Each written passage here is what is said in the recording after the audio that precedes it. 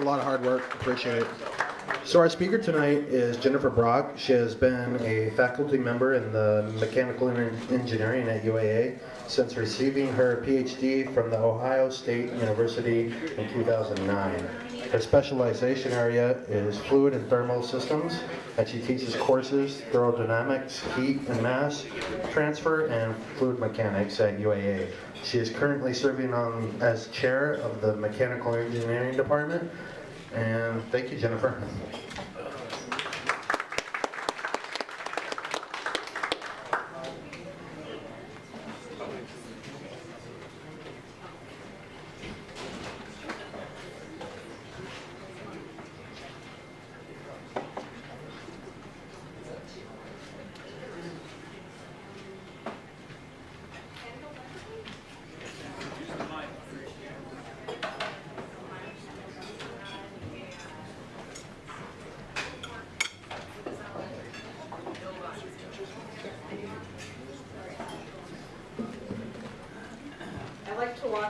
So I'm waiting for the handheld microphone.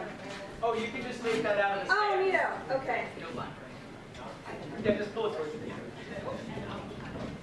Oh, you can unwrap it from the here. Come on, Jay. Okay, I think I'm good.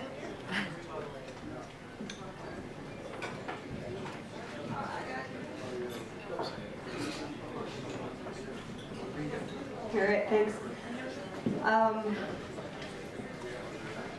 Hi, I'm Jennifer Brock from the Mechanical Engineering Department at UAA, and also going to be speaking during this presentation is Rocky Capozzi, who's the director of the Aviation Technology, also from UAA. I'm really happy to be here. Thank you. One of the classes that I teach at UAA is an advanced, it's kind of like a senior level elective in advanced fluid mechanics, and we learn how to model different types of flows. And this talk has kind of undergone some iterations over the years, but it started as kind of a fun applications lecture for my advanced fluid mechanics students, just to show some of the applications of compressible flows. And the original inspiration for this talk was the voiceover at the beginning of the movie, The Right Stuff. So how many of you have seen the movie, The Right Stuff? If your hand isn't up, you should watch it. It is an American classic. But the movie starts with a voiceover that talks about the sound barrier, and it says, "There was a demon that lived in the air. They said whoever challenged him would die. Their controls would freeze up, their planes would buffet wildly, and they would disintegrate. The demon lived at Mach 1 on the meter, 750 miles an hour, where the air could no longer move out of the way. He lived behind a barrier through which they said no man could ever pass. They called it the sound barrier." And that really kind of fascinated me for a couple of different reasons. And one of them was, I had heard of the sound barrier when I was a kid, but I couldn't tell you exactly what it was, what was the actual physical mechanism that caused the sound barrier. And also, we know from hindsight that on the day that the sound barrier was finally broken, the flight was actually pretty smooth. The plane didn't almost disintegrate or fly apart at the seams or anything. And so, what was the big deal? Why were so many people concerned about whether or not it was possible to fly faster than sound? And so that was kind of the inspiration for, looking into that was what, how this talk began. And it's actually a really interesting story. So, but before we get into that, I wanted to talk a little bit about the basis for compressible flow, which is the regime in which high-speed flight takes place. What compressible flow means, it's exactly what it sounds like. The density can change. It's also called variable density flow. So, and the opposite of compressible flow is, of course, incompressible flow, because it turns out that for a lot of flows of really good practical engineering interest, the density changes are completely negligible, and so we ignore them, and we model them as incompressible. But as we know, fluid motion tends to be accompanied by pressure gradients. In fact, it's often caused by pressure gradients. In liquids, even if you have really large pressure gradients, they don't change the fluid density much. That's how hydraulics work. And so we almost always model flows of liquids as being incompressible, but for gases, of course, if you apply pressure to a gas, you are going to change its density. It turns out that as long as you're below a speed of Mach 0.3, you can continue to model those flows as incompressible and your loss of accuracy will be negligible. But as soon as you get above Mach 0.3, you really do need to take those changes in density into account. And so please bear with me, but the way that modern fluid dynamics works is we can model the flow field around objects using these equations, which are called the Navier-Stokes equations. And I'm sure there are probably some engineers in the room. Do we have any engineers who took a fluid dynamics class? So the Navier-Stokes equations might still stalk through your nightmares. But these equations look a little bit scary, and they are pretty challenging. But all they are is just the expression of Newton's second law for an element of fluid. And you guys have heard of Newton's second law. What is it? F equals ma. F equals ma. Yeah. So all that these equations are, they're just the expression of force equals mass times acceleration for an element of fluid. Over here on this side, these terms represent all the possible forces that could act on an element of fluid, and these terms over here represent the accelerations. These terms here are just, acceleration is the time derivative of velocity, which is how we're kind of used to thinking of it. And then these incredibly ugly-looking nonlinear terms here, I'm sorry? Oh, these incredibly ugly-looking nonlinear terms over here are because fluids can flow and change shape. So that's why modeling fluids is kind of inherently difficult. So these equations are very challenging, but solving them is within reach of somebody who's got a decent grounding in differential equations and computer programming. And I have my students do some simple incompressible flows as exercises in my class, and these are some examples of incompressible flows. You can see, nice, symmetrical, well-behaved streamlines. Everything's all nice and pretty. So when we allow density to change, stuff gets weird, because the main rule for engineering analysis or scientific analysis is you have to have as many equations as you have unknowns. And if we're using incompressible flows, we've only got 4 unknowns. We've got the 3 components of velocity in the x, y, and z directions, and we've got the pressure. But as soon as we allow density to vary, density can be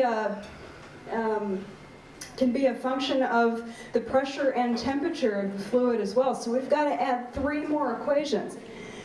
So we bring in conservation of energy, and conservation of energy, these terms here represent the internal energy that's inherent in the fluid, and these terms here represent the heat transfer that can take place if there are any temperature gradients. So now we have to know what the temperature field in the fluid is. Now we have to take into account that the pressure can vary with density and temperature, and the internal energy of the fluid can vary with pressure and temperature as well. And that's when this happens, because there's nobody who can solve these equations by hand. And in fact, it's worth noting that the only way that we can solve these equations is by the most brute force numerical methods possible. You can only do that with a supercomputer, and the computational power to solve these equations didn't exist until the 1970s. So it's worth noting that all of the kind of engineering and aerodynamic accomplishments that I'm going to be talking about today occurred before we even had the capability of solving these equations. And that's not to say that those guys were flying blind. They had very cleverly designed experimental data, and also some really clever theoretical workarounds, but they weren't able to solve these equations until the 1970s. But also the reason that I'm putting these equations up at all is just to show that allowing the density to change seems like kind of an innocent thing, but it's really not. It makes the math explode. So And that's just before you get to the speed of sound. Once you get up to Mach 1 and above, you've got to contend with shock waves. And so to explain what a shock wave is, if we imagine that we've got a little beeper that's emitting sound waves, whether that beeper is stationary or if it's moving at subsonic speeds, the sound waves are all going to kind of propagate outward. And as long as we're subsonic, the wave fronts, the little circles, right? Those are they're never going to catch each other up because they're all just moving at the speed of sound, and also our object is never going to move outside those wave fronts because you can't catch up with those sound waves if you're moving below the speed of sound. But what sound waves physically are, they're like infinitesimally weak pressure waves.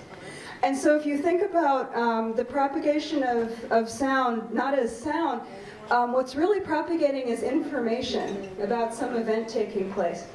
And so the physical mechanism by which sound propagates, the air molecules are not actually moving, they're just colliding into their neighbors. And they're kind of passing on their energy by this molecular collision. It's like tag, pass it on. And so the sound waves the speed of sound is just the speed at which those molecular collisions can propagate. So now if we've got something a little bit stronger than this infinitesimally weak pressure wave, if we've got a body that's moving through fluid at a certain speed, this body has got some kinetic energy and it's imparting energy to the fluid around it. And so what happens is these molecular collisions propagate upstream, and you'll notice the streamlines are starting to kind of bend and change even upstream of the object. That's kind of, when you think about it, that's propagation of information. This body that's moving through the fluid is sending information about its coming upstream of the fluid, and that's happening at the speed of sound. So interesting things start to happen when we move at Mach 1 and above. Because we can no longer send that information upstream, and so things start to get a little bit weird. So if we're just emitting sound waves and moving at the speed of sound, the sound waves don't make it very far before they start to kind of run into each other, and they create this thing called a Mach wave. Now if we have something a little more energetic than sound waves, like a body moving through the air at about Mach 1, we form what's called a bow shock. That happens, it kind of coalesces a little bit forward of the body and is more or less normal to the body. But literally what's happening is it's kind of like nature saying, oh crap, and hitting the reset button, because we've got distinct properties that exist upstream of the shock and downstream of the shock. And the body is kind of, it's got a lot of kinetic energy, and it's imparting that energy to the fluid around it.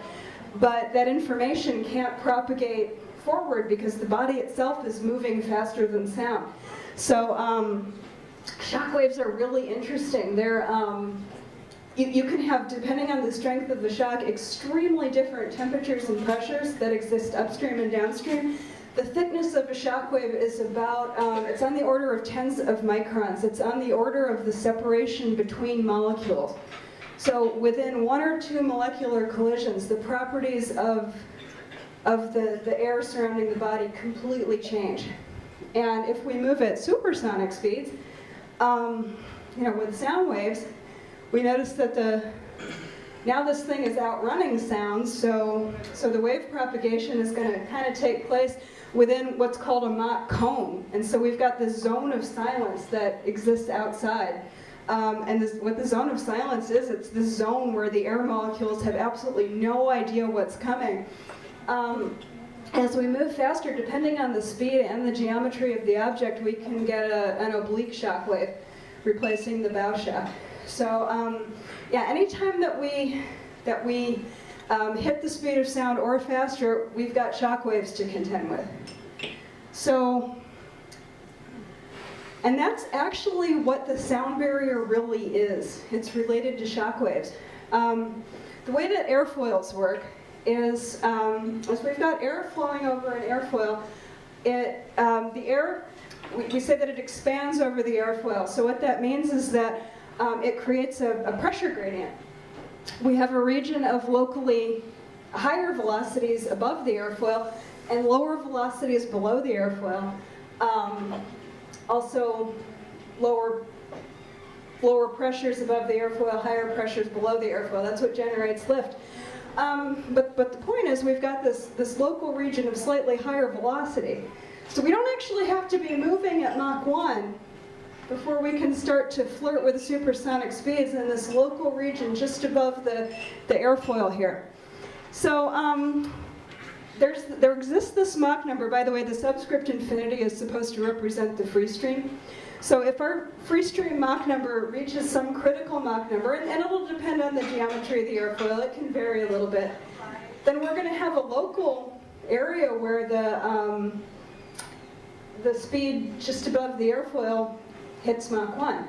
So if we then go above that critical Mach number, we can have a small little pocket of supersonic flow that exists on top of the airfoil. And once that gets strong enough, it'll form a little supersonic shockwave. And what happens then is, you guys have all heard of stall in aircraft? That's what happens when the boundary layer separates from the wing. The shockwave makes the boundary layer peel off, and you essentially have a stall condition. So that's actually what the sound barrier is. It's the tendency, you've got this local region of supersonic flow. Even before your plane gets to Mach 1, it peels off the boundary layer and you've stalled. And what that means practically is the lift that the airfoil generates goes down, and the drag on the airfoil goes up precipitously. And so that's what the sound barrier actually is caused by these shock waves. These little local shock waves that peel off the boundary layers.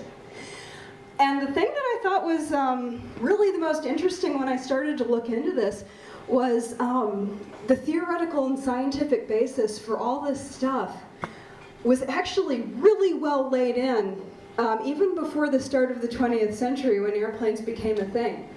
So in Isaac Newton's day, which is back in the 17th century, it was understood that sound had a finite speed, and actually they'd measured it to pretty good accuracy, and they did that by doing artillery tests where you stood on the top of one hill, you fired a cannon on top of another hill, you measured the time that it took the sound to reach you after the muzzle flash went off, and they actually had pretty good measurements. Newton was actually one of the first people to propose an expression for the speed of sound. He was off by about 15%. Because he assumed that sound waves are isothermal, which means they don't change their temperature as they travel. That's actually not a correct assumption.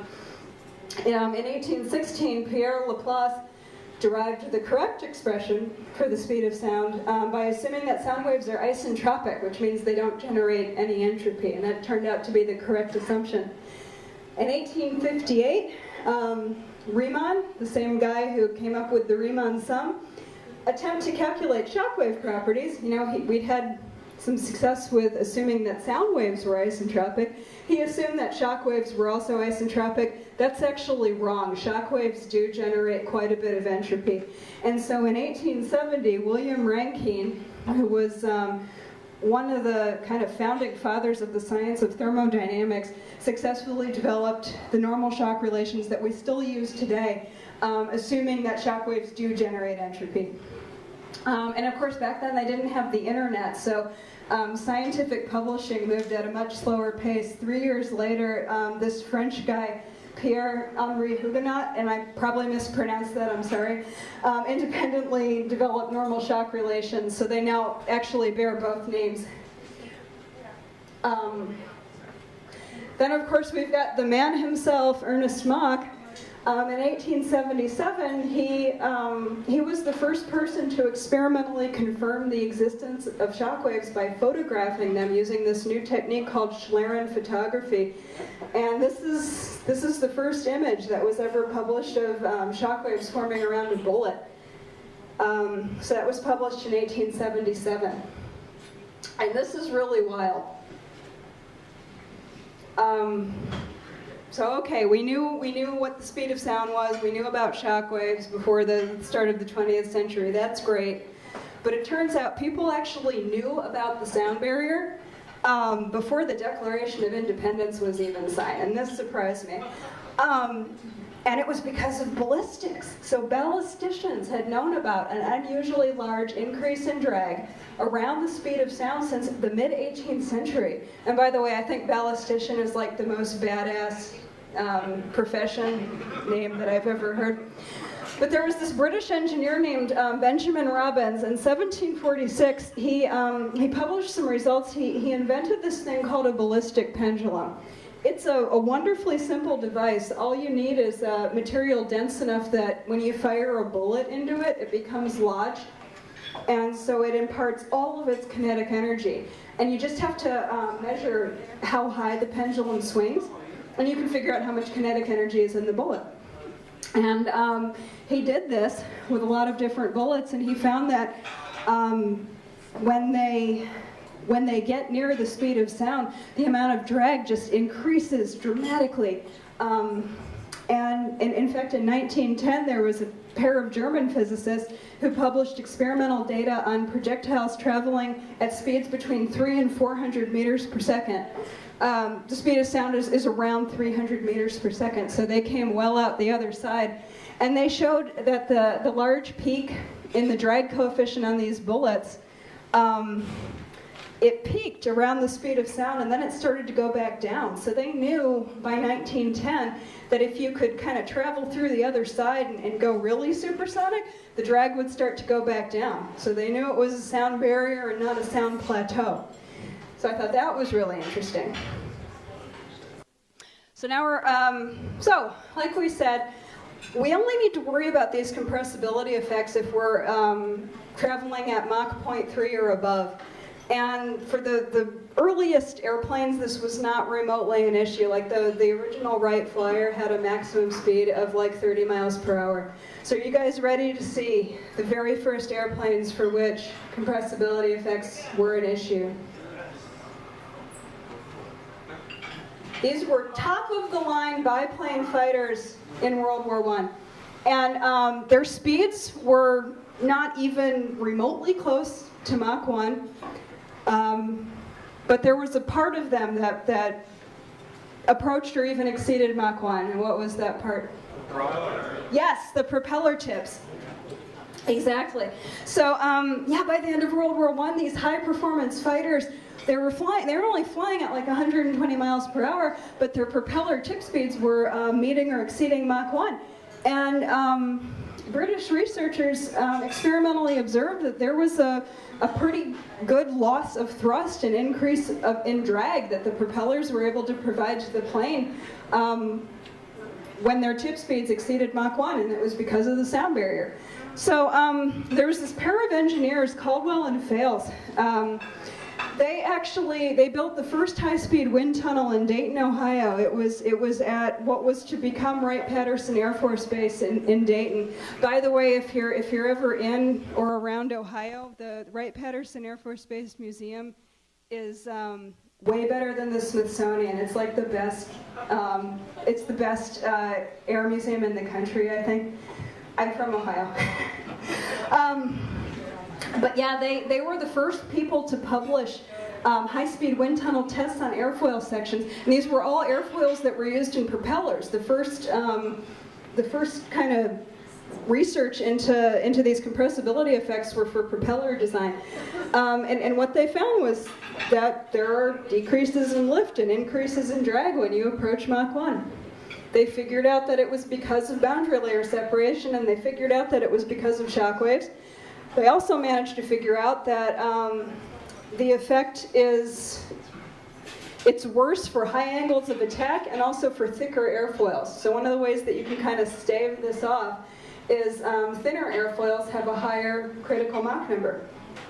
And that kind of makes sense because flow experiences stronger expansion over thicker airfoils. So, you know, people continued to, there was a lot of active research going on in the area of compressibility, and it was mostly geared toward propeller design. And then in 1935, there was this event that was really influential in high-speed aerodynamics, and it was the 5th Alessandro Volta Conference. It took place, it was hosted by the Royal Academy of Science in Italy in 1935. And who was in charge in Italy in 1935? Mussolini, and that's actually his picture. I wanted to find a picture of the conference goers, but I couldn't. Mussolini actually, he would have put in an appearance at this conference. He chose this very prestigious scientific conference as a venue for announcing that Italy had invaded Ethiopia in 1935. But when you think about the backdrop in which this conference took place, you know, the Great War had been fought in living memory. There was all this social unrest. You know, the social structures that had existed within the 19th century were kind of being swept away. The communist revolution had taken place in Russia. That was making people really nervous. There were European countries experimenting with fascism. The world economy was in the tank. And kind of in that backdrop, there's this really prestigious scientific conference. Participation was by invitation only, but they invited anyone who was anyone in high-speed flight. They invited Americans, British, Germans, Italians, Swiss, everybody who was actively publishing. The participants from the US included Theodore von Karman and Eastman Jacobs. And you'll notice there are some people on here who've got like theorems and numbers named after them. You know, Ludwig Prandtl has got a dimensionless number named after him.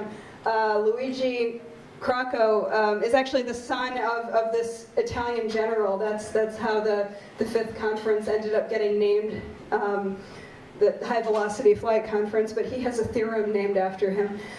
But it was at this conference that one of the most influential kind of design modifications to enable high-speed flow was kind of quietly presented, and that was swept wings. Swept wings were first proposed by this guy, Adolf Bussmann, as a means of reducing drag, the drag increase, and the lift decrease beyond the critical Mach number. And the interesting thing is, his presentation was largely ignored, and if you've ever been to a scientific conference or a trade show, you know that they just tend to be filled with this dizzying array of new, exciting ideas. I suspect that it just kind of got lost in the shuffle, but when Theodore von Karman and Eastman Jacobs got back to the US, they didn't even include swept wings in the report that they made. It just kind of got lost. But in 1936, the Luftwaffe actually recognized the military significance of the swept wing concept, and they classified it. Even though it had been publicly disclosed a year before, it was still effective because it had been kind of ignored. And so that's why during World War II, there was the only people who were really doing research on swept wings were the Germans. They managed to produce the first operational jet airplane, which was the Messerschmitt Me-262. And then when the tide of the war turned, the Allied forces started kind of sweeping through Germany. They gathered up all the swept wing data that they could, and the Americans actually gathered up Bussmann as well. And there's the story that they kind of came through the door of his office, and he knew that they were there to take him back, and he immediately brightened up and said, "Oh, you saw my talk." And they had to admit that they'd forgotten it. And that story sounds like it's probably apocryphal, but it's a good story, so I've repeated it. He actually went on to become a professor of engineering at University of Colorado. He happily designed swept wing aircraft for the United States Air Force for the rest of his life. There's his picture. And he retired and kind of quietly died in Colorado in the 1990s. So the way that swept wings work, as far as engineering solutions go, it's like the most deliciously elegant solution because it kind of staves off these compressibility effects in two different ways. From the perspective of the air that's rushing over the wing, if the air is rushing over a straight wing, it sees a certain thickness to chord length ratio. If the air is rushing over a swept wing, it has to rush over like a longer chord length with the same wing. So from the perspective of the air, the wing seems to be thinner. Remember, thin wings have higher critical Mach numbers. From the perspective of the wing, what's important as far as compressibility effects go isn't the true airspeed, it's the component of the airspeed that's perpendicular to the edge of the wing. And so by sweeping the wings, you make that perpendicular component lower. So from the perspective of the wing, the incoming air seems a little bit slower. So swept wings really are a brilliant way to deal with those compressibility effects. So as far as the sound barrier goes, in the 1930s and 40s, this was kind of the state of knowledge. Drag coefficients on airfoil sections had been pretty well mapped out in this region just below Mach 1. And also, from ballistics, it was reasonably well known above Mach 1 too, but there was this unknown transonic gap. And what I found out is this popular idea of an unbreakable sound barrier actually came from a British newspaper, interviewed a British aerodynamicist in 1935, and he showed them a graph that was something like this, and they kind of sensationalized it a little bit and came up with this idea of an unbreakable sound barrier. So that was something that the media kind of got a hold of. I didn't find much indication that the engineers that were working on compressible flight really thought that it was impossible to fly faster than sound, and obviously people knew that it was being done with bullets all the time. The concern was over maintaining control of a piloted craft. And of course we all know that the sound barrier was broken. I included this quote by Theodore von Karman in 1941. He said, "The aeronautical engineer is pounding hard on the closed door leading into the field of supersonic motion." He said that in 1941. In 1947, the Bell XS-1 research vehicle, of course piloted by Chuck Yeager, flew at Mach 1.06 with no loss of control. So yay! The interesting thing, John Stack, who was a very influential aeronautic engineer, had the idea to create a research vehicle that would fly in that transonic region and generate some scientific data. He had that idea in 1933, and you know, spent all that time convincing people to fund that project. But it's kind of striking how similar the final design was to his initial concept. The Bell XS-1 was a rocket-powered plane.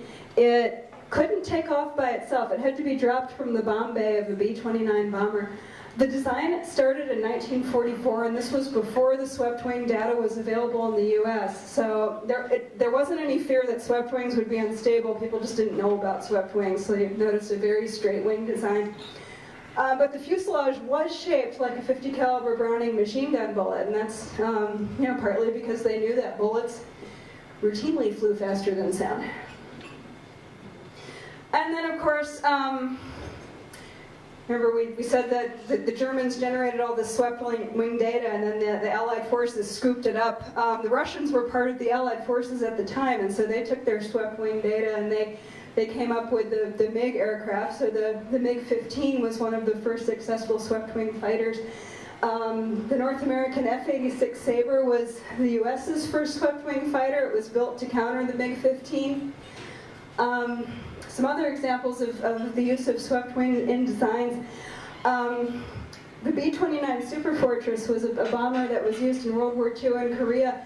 Boeing began the design in 1938, so before swept wing data was available in the US. Its first flight was in 1942, and it featured this straight wing design. The B-52 Stratofortress, Boeing began the work in 1946, but it went through two major redesigns. And in the second redesign, they incorporated the swept wings.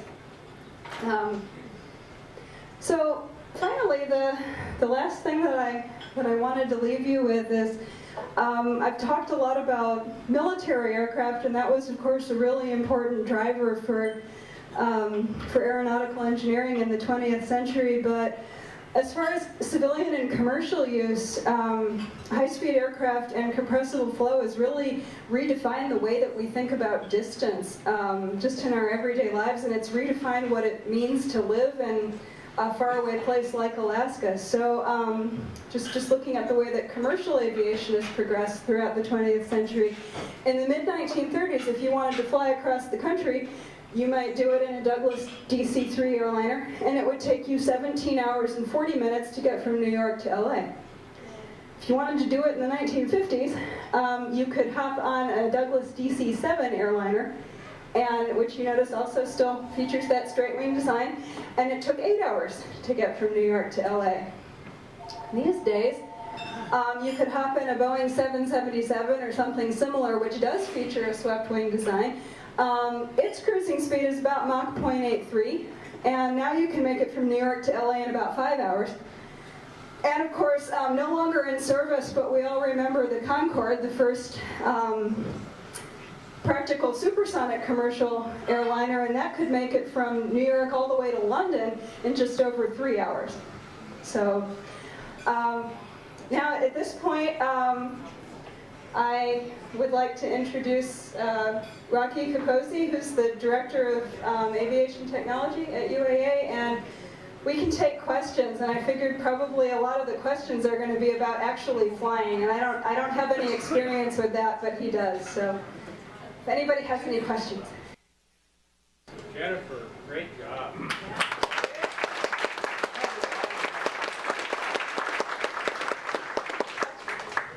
I like your second slide where you have the Wright Brothers plane. Why do you have the ground speed instead of the air speed? Fair question. Oh gosh. Yeah, fair question. I'm a little bit embarrassed by the answer. Honestly, I added that slide kind of late, and I looked it up on Wikipedia. And you know, that's what made it into the presentation. I was a little bit rushed at the end, but you know, you caught me.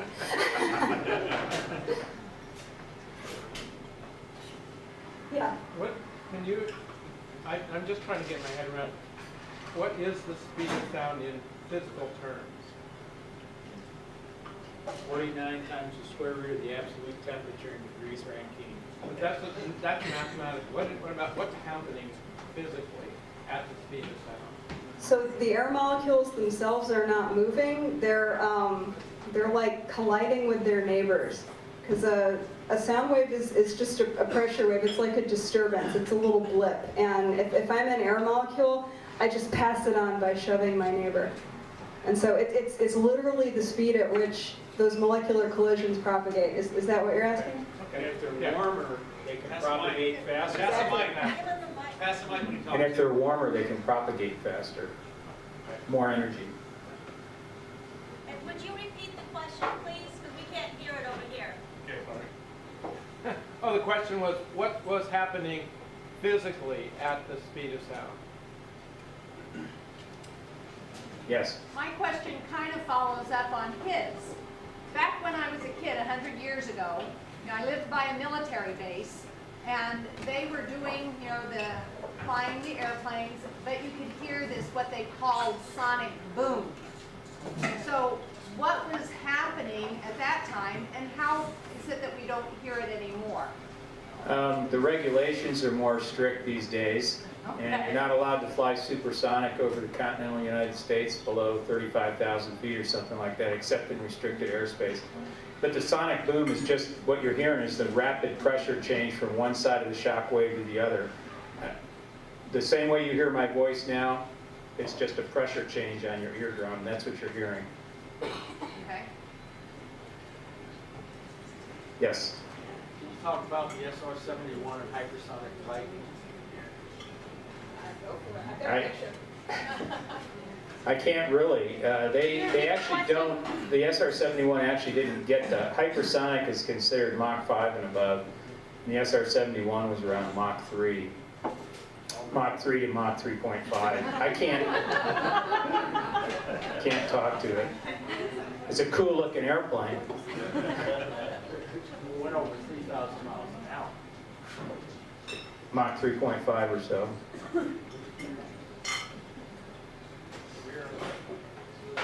Yes, over here.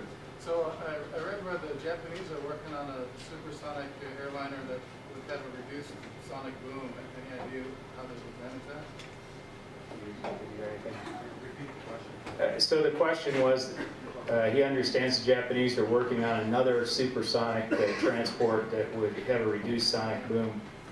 And I think there's also a business jet under development that supposedly is going to have a reduced sonic boom.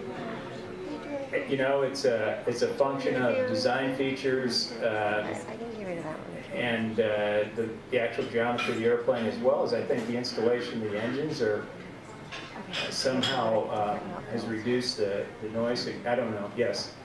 What does it feel like to fly in that zone?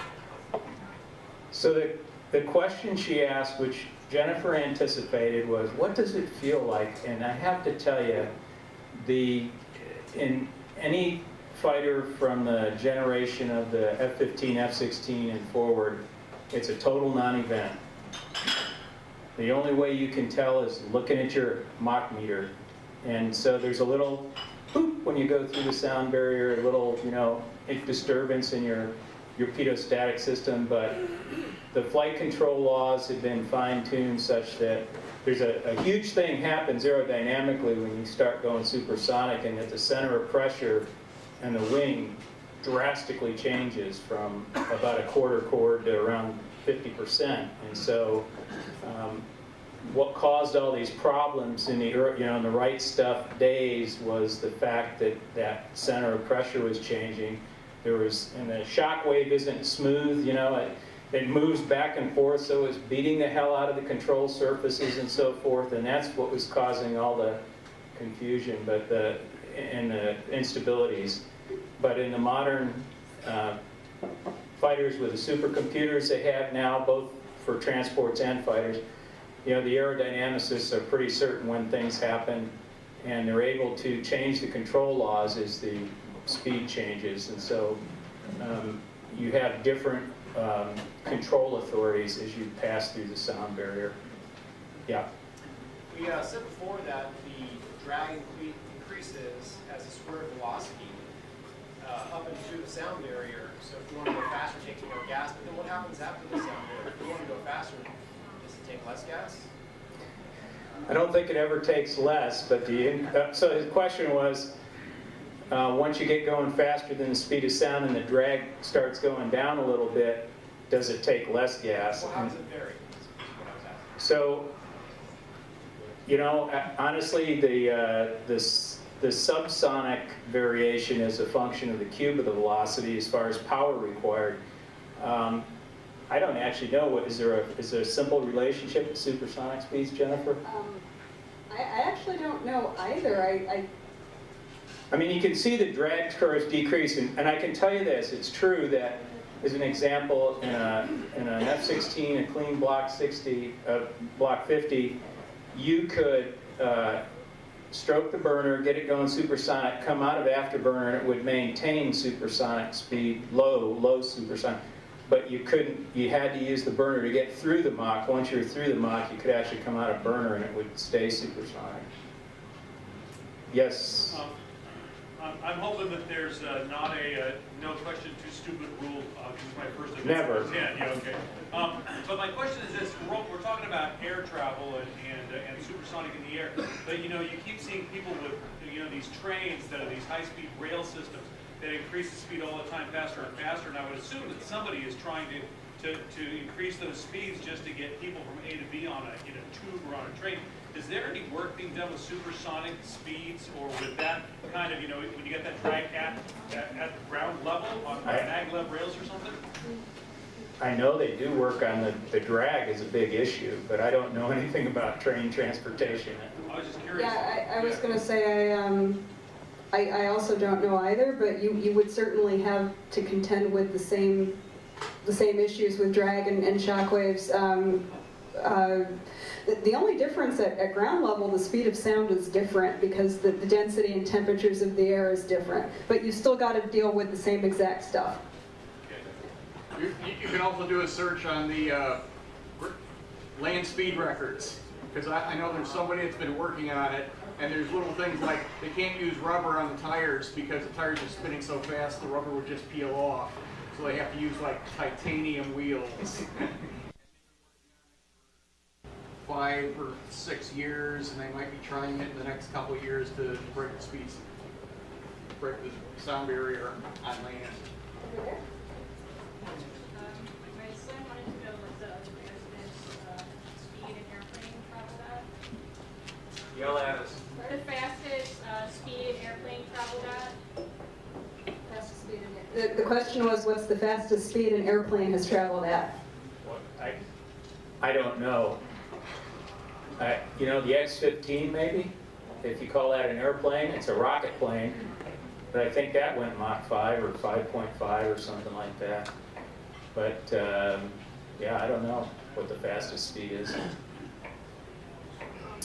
Yes, over here. Yeah, when you see a bullet going through bullet gel or ballistics gel makes that temporary cavity, is that what that shockwave is? And is that being formed around an airplane? I actually, do you know? I don't know. What was the question? I'm sorry, the question was when you see a bullet going through ballistics gel, I'm sorry? Or people. Is it forming a shockwave, and is that the same thing that's happening when it travels through air? Isn't the gel an incompressible fluid? Right. Yeah, I don't know, because it's true that the gel is, traveling through gel is really different from traveling through gas, because the gel would be kind of incompressible. So that's a good question, but I don't know. Do you feel like some sort of plane like the Concorde in the future could be brought back, or some sort of, or are there, what would be the limitations or the benefits? I think the limitations really, it certainly can, they can build another supersonic airplane. It's just a question of how much are you willing to pay for that seat. You know, the economics and of course, in general, the environmentalists don't like that idea. And you know, the faster you go, the more energy it takes. That's a fact. So you go faster, you use more energy. So I think you know, as far as any of the major airlines are concerned, I don't believe any of them are interested in that right now. But I know that there are some business jet people that think that there may be a market there for, you know, the super rich. But how many planes do you have to build to break even? I mean, that was the problem really with the Concorde. And so, I don't know. Can't fly over the land. Yeah, I mean, that's the other thing. If you can't break the nut on the sonic boom issue, so I guess if you get up high enough, though, it will dissipate greatly by the time it gets. And maybe that's an answer. I don't know. You get up, you know, 50,000 feet or more. Yes, sir. Do sweat planes just push the compressibility effects to a higher speed? Is that what they do? The swept planes do to move the It does. resistance? It does. So that point at where the drag rise starts, it's at a higher speed before that drag rise starts. Interestingly enough, a straight wing at very high Mach numbers is less drag than a swept wing. But you got to get there first. Are you talking about over Mach 1 or? Like, I don't know, Mach 3, Mach 2 plus anyway. So the question was, do swept wings just increase the speed at which that drag divergence happens? And the answer is yes, but also in addition to how the wings are fixed to the aircraft, there's also stuff that you can do with the shape of the airfoil, and that's also really, really important, and we didn't even touch on that at all. But you can do a lot with kind of how the airfoil is shaped for how it performs at different speeds. You're talking about the compressibility of fluids and everything getting through Mach 1. When you get to Mach 2, do we have to do this again, or is it just once you're in, kind of thing? You know what I mean? Once you get through the initial sound barrier and you hit Mach 2, is that just a number now, or is there in fact another set of theoretical or physical principles? So that's an interesting question. So the question was, do we have to go through the same thing once we hit Mach 2? Is there like another theoretical shift that has to happen? There is a shift that happens at about Mach 5. So so once you're in, that's true to an extent. But then once you hit Mach 5, what happened about Mach 5? The way that shockwaves work, they're compressive phenomena, and when you compress a gas, you know its pressure goes up, but its temperature goes up too. As the shockwave becomes stronger, and the strength of the shock depends on just how high the Mach number is. So as you go higher and higher in Mach number, you're going to get stronger and stronger shocks. Around Mach 5, the temperature starts to get so high that you can no longer assume all of this stuff that I've been talking about is dependent on this assumption, assuming that the gas has a constant specific heat. It turns out that's not a good assumption once you hit Mach 5 because the change in temperature is too great. Once you start to get really high Mach numbers like shuttlecraft reentry, the temperature increase becomes so high that you can actually have chemical reactions taking place in the air. And so that's like a whole nother theoretical quagmire, and that's what's called hypersonics. And there are people who devote whole careers to studying hypersonic flight.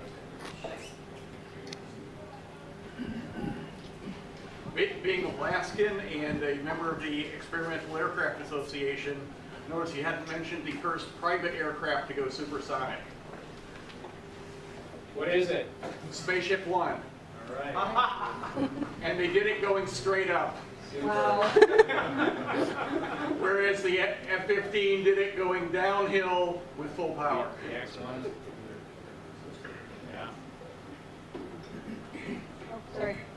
Okay. My understanding is that in Japan they were having problems with high-speed rail when I can't remember if it was either going into a tunnel or coming out of a tunnel, and it would make this big boom as it would come out. I think it was. And I think they eventually solved that problem by putting a little nose on the end of it, with pencil on the front. Smoothing it out. Yeah, and that seemed to solve the problem. They got the idea from kingfishers. They were diving into water at high speed.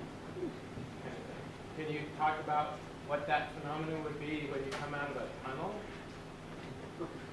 Why you get that boom? Not intelligently. Anybody else? On military helicopters, we are walk. Is that due to sound barrier from the propellers? The question was that wop sound when you got a helicopter? Yeah, the military helicopters. Yeah, it's not supersonic, it's just a pressure differential. Yeah. How many think that's more annoying than a prop sound? Just curious. No, 185 taken off. It is, yeah. Why haven't we seen any commercial scramjets? Money. I'd like some. Yeah. I mean, again, to get... The question was, why haven't we seen commercial scramjets? And I'll take a stab at it. You got to get to the speed where a scramjet will work. And again, it's phenomenally power hungry to get to those speeds to where that'll work.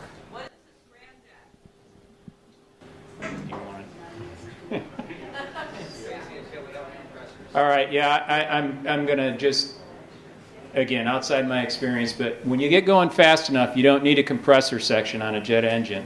The air is getting crammed in there so fast that it's already at a high enough pressure to do what you need to do and sustain combustion. So you can dispense with that whole compressor section, which is the front end of the jet engine. All those blades, when you look at an airplane on a ramp, like at Ted Stevens, and you see all those blades, there's multiple sections of those blades, and their sole purpose in life is to compress the air so they can feed more oxygen into the combustion chamber so you can get more power out of it.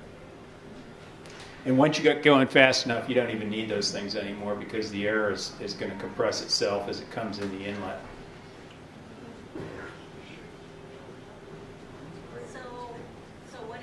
airframe jet then? It's a jet engine that doesn't need a compressor. Yeah, look at the exhaust on the SR-71.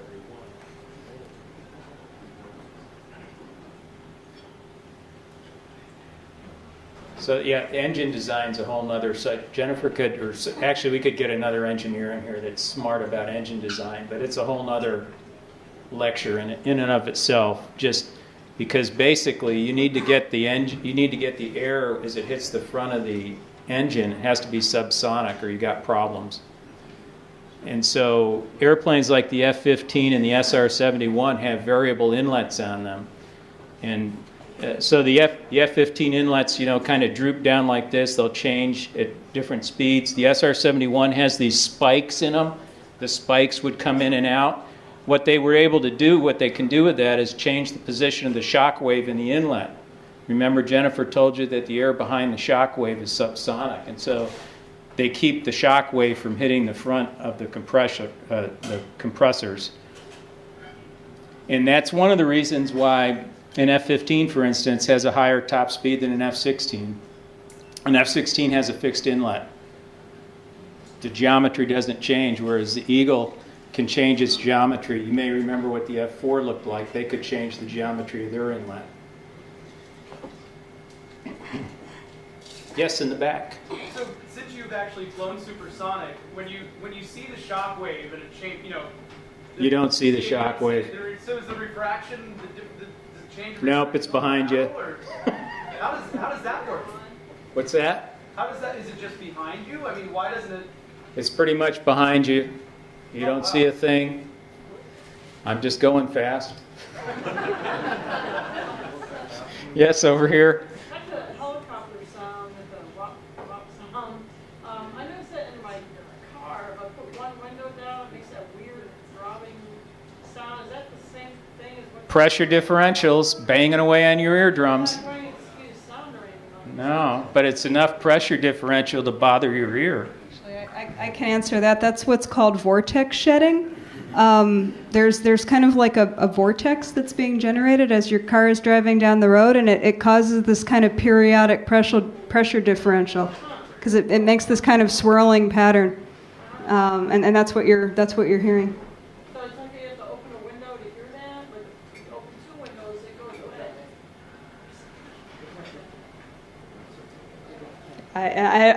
Yeah, it's some magnitude may right. change, but it still bothers my ears. The window on each side, the noise goes away. You open one window, it makes that sound.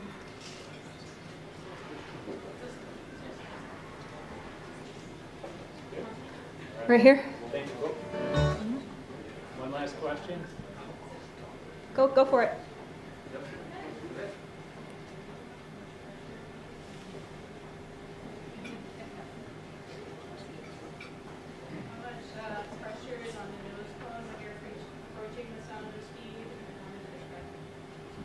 How much pressure is on the nose cone when you're approaching the speed of sound, and what was the second part?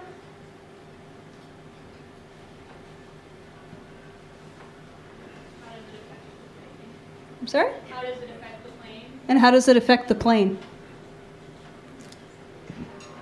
Yeah, I don't think either of us can give you a hard answer to that question. That they spend a lot of time and energy deciding what the geometry of the nose cone is going to look like. Sometimes it's purely aerodynamic considerations. Other times there's a big consideration for the radar that sits behind the nose cone and how much space they have to make for that. But yeah, clearly there is a that's one of the areas of the plane that's generating drag. Okay, any resisting force, drag. So. The more blunt it is, generally generates more drag. The more streamlined and slender it is, generally less drag. So it's a factor. Also, it would really depend a lot on how high you're flying, because the pressure decreases as you go higher. So like if you're flying closer to the ground, you'd have a higher pressure on the nose, and if you're flying higher up, you'd have a lower pressure. Okay.